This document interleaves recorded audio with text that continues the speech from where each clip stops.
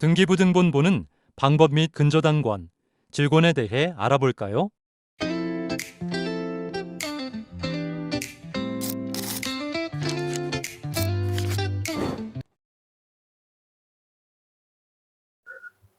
지역별 최우선면제금 차단을 대출을 더 많이 해준다는 걸 저는 말씀드렸던 거고, 자, 채무자가 추가 대출 요청 시 금전 소비대체 합성서나 대부분의 표준 약정서만 대출해주고 별도의 비용 없이 추가 대출이 가능하다. 그리고 경매 비용 절세하기 위한 거, 그 다음에 채권 최고액 이자 또는 전세권으로 경매 신청하는 비용이 줄어들겠죠. 그리고 추가 배당도 가능하다는 거를 저번에 시뮬레이션으로 보내드렸습니다.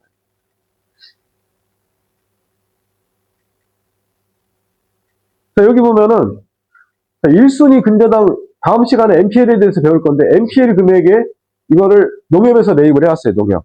매입한 AMC가 이렇게 매입이 된 거죠. 그 다음 내가 2순위로 나갔던 거고. 그 다음 가압류 이렇게 복잡하게 돼 있지만은 근저당권 이외의 가압류는 근저당이 우선이다. 물권과 채권의 물권이 우선이니까. 그래서 배당받았던 사례들이 이렇게 있습니다. 자, 여기 보면은 이렇게 돼 있어요. 뭐가 있냐면은 이 근저당 설정에 NPL 농협 채권을 매입을 한 사람이 근저당 이전에서 이 사람이 1순위 근저당 채권, 피난부 채권의 모든 거를 권리 행사를 할 수가 있는 거죠. 자, 근데 여기서 돈이 부족하니까 이 근저당의 질권으로 나갔어요. 근데 법무사가 8억 4천이 아니라 4억 8천으로 잘못했기 때문에 질권 변경 신청을 한 거예요, 이게. 채권 추구액에 대해서 해야 됩니다. 그 다음에 개인 투자자에 대해 이렇게 들어가고, 저는 이제 이 회사 채권을 이렇게 인수를 했죠, 이렇게. 인수해서. 그 다음에 개인 근저당이 또 나갔어요. 이때 여러분들이 NPL 회사라든지 아니면 학원에서 원금을 날릴 수 있는 것들 이런 겁니다. 이 근저당이 질권 1순위니까 안전하다고 했는데 실제적으로 이 사람이 받아간 금액이 원금에서 이자 못 받고 이 사람은 돈 하나 못 받아갔어요. 왜 그러냐면은 매각가율이 70% 이하로 떨어졌기 때문에. 그래서 여러분들이 학원에서 운영하는 공투 같은 경우는 결국 안 하시는 게 좋습니다. 자, 이거 같은 경우도 제가 1순위 대출했어요. 1순위. 1순위에 5억 8천 대출해주고 8억 7천 근저당 설정하고 그 8억 7천에 근저당을 질권 대출을 받고 방수 차감하지 않고 전세권 설정을 했으니까 자 5억 8천을 대출을 해주고 대출 금액의 90% 5억 2,200에 5.5로 대출 나갔어요. 이렇게 보니까 대익률이 131%예요.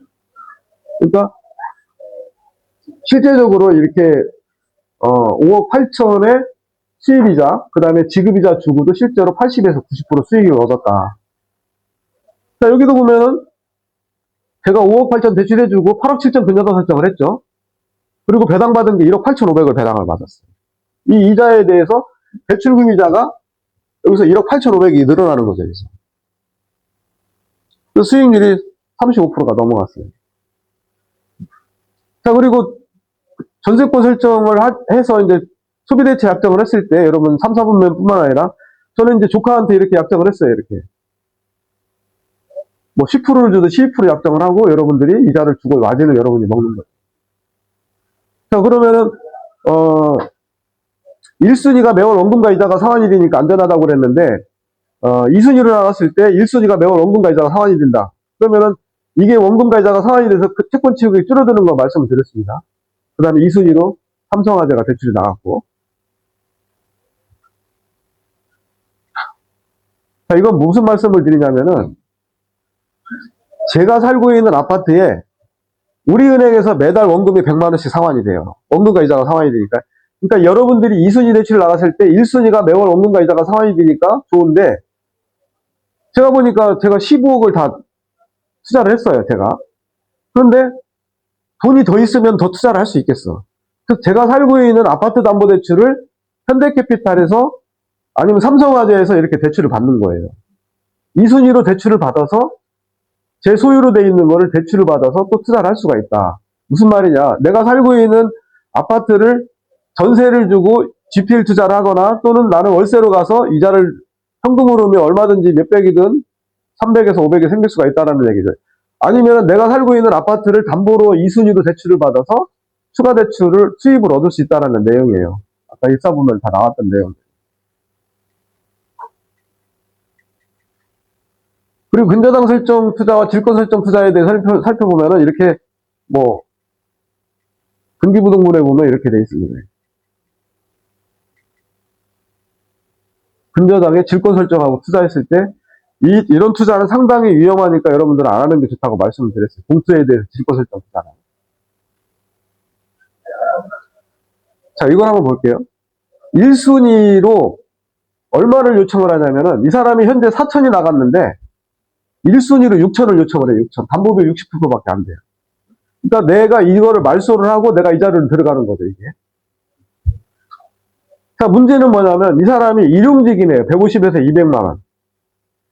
저번 주에 대출이 나간 건데.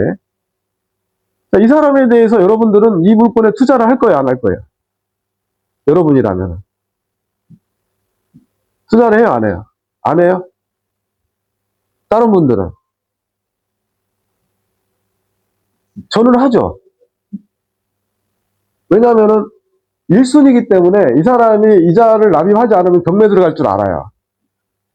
그러니까 이 사람이 경매가 들어가면은 저는 매매를 시켜서 이 사람한테 이사비용 일부 챙겨준 다음에 이 사람도 좋고 나도 좋은 거죠. 1순위로 나갔을 때. 그러니까 제가 투자한 금액의 60%에서 70%는 연체 들어갈 것만 일부러 투자를 해요, 저는. 왜냐면 NPL을 접근해서 배당받고 연체 이자 20%를 받으려고. 그리고 중간에 1년 정도 지나면 이 사람 매매시켜서 원금하고 연체이자 20%를 받는 거죠. 근데 여러분 같은 경우는 1순위를 저같이 NPL로 접근해서 연체이자 20%를 받을 생각을 한다면은 투자를 하시고 일용 근로자에 대한 위험부담이 있다 그러면은 투자를 안 하면 되죠. 근데 여러분들 의의로 이렇게 일용직 근무하는 사람이 굉장히 성실하고 이자를 잘 내요. 그런 것도 참고로 한번 살펴보시면 됩니다.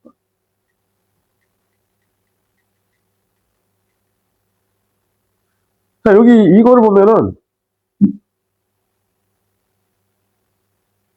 근저당 설정에 질권 투자를 했어요. 질권 투자.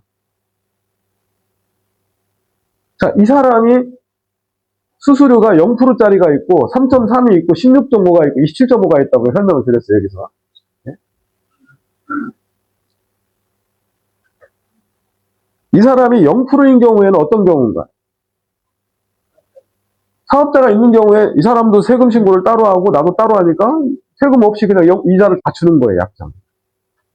이 사람이 만약에 사모펀드 투자를 투자했다. 그러면은 이 사람이 만약에 이 회사에 영업직 위촉계약서 작성을 하고 투자를 했어. 이 회사를 홍보도 해주고 유튜브도 촬영하고 뭐 블로그 광고도 하고 이러면은 3.3 원천징수하고 이자를 줘야 되고. 그러니까 이 투자 금액에 대해서 3.3 매월 원천징수를 한다는 이자를 주는 거예요. 만약에 이 회사가 사무사채를 발행을 했어. 그런 경우는 16.5. 만약에 이 회사가 개인이다. 그러면 이 대부 사업자를 이용한 개인 경우에는 이렇게 27.5 세금을 공제. 매월 이자에 27점 공제를 하고 이 사람 주민번호를 치면은 국세청에 27.5 세금 낸 게 월별로 찍혀 있어요. 기장하는 사람이 다 해줍니다.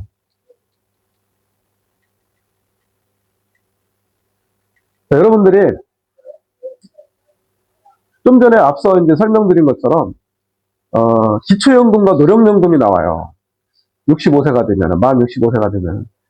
그런데 과거 이전 정부에서는 수입이 있는 사람한테는 국민연금을 안 줬어요. 근데 현 정부에서는 야 65세 이후에 일하는 건 더 좋은 건데 4대 보험도 납부하고 왜 이 사람들에 대해서 기초연금과 노령연금과 기초연금을 안 주냐. 그래서 일하는 사람에 대해서는 지금도 국민연금이나 노령연금을 주겠다는 거예요. 기초연금까지 합산해서. 근데 이게 노인소득이 혼자 사는 경우는 247만 원, 부부인 경우는 350만 원까지는 수입이 있어도 기초연금, 노령연금, 국민연금을 다 주겠다는 내용들이에요. 근데 여러분 수입이 350에서 500이 넘는다. 이런 경우에는 국민연금을 늦춰서 수령하면 돼. 그러니까 돈이 없는 경우에 국민연금을 조기 신청을 하죠. 자, 국민연금을 조기 신청하는 경우에 1년씩 앞당길 때 몇 프로씩 차감이 될까요? 자, 국민연금